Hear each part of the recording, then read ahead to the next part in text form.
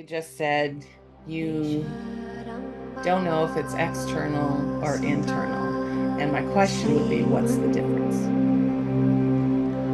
पूर्वा सन्ध्या प्रवर्तते.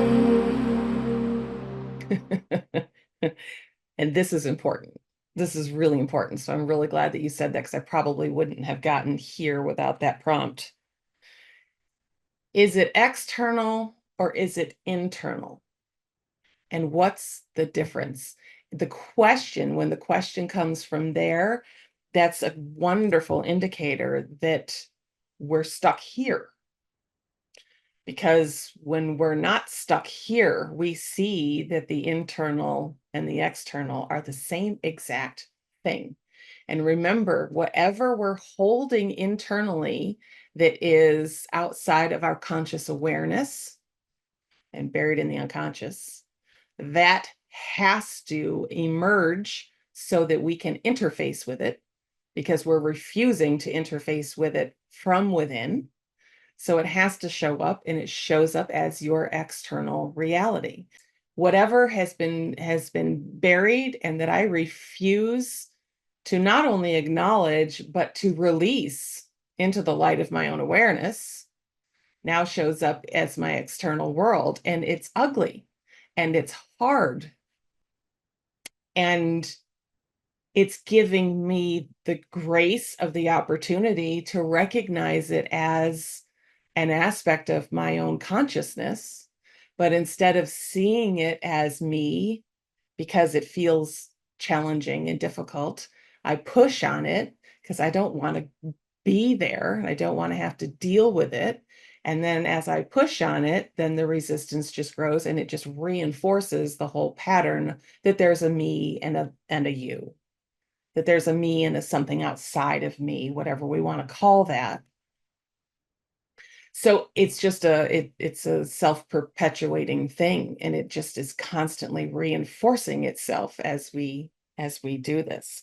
So what we're in right now, like this is the grace of the moment. This is, I guess this is the biggest point. This is the grace of the moment. And everyone's looking at the world like, it's all coming to a head. It's all going to fall down and collapse, and we're doomed.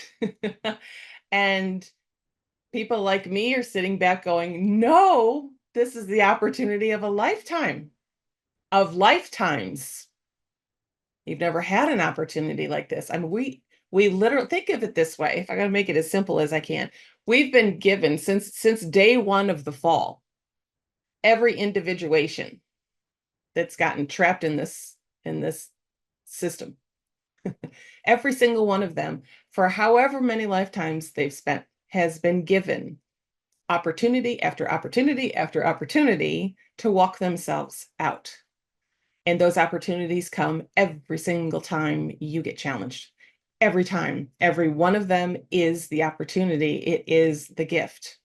And because on an individual basis, we all have done a crummy job of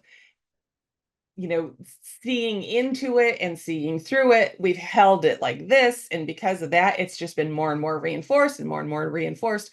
And over, a huge amount of time, we've created this thing where the universe, which is just trying over and over again to give us the thing that we need so that we can wake up, now says, oh my, like it's got to be bigger. It's got to be stronger. It's got to make more impact because you've been neglecting it. You've been denying it. So now what do we have to do? Now it's got to be undeniable. And does that mean we get to a point where everything implodes? Maybe, but we're the ones who are setting the stage for that. You understand? We're the ones. As a collective, we're doing this together.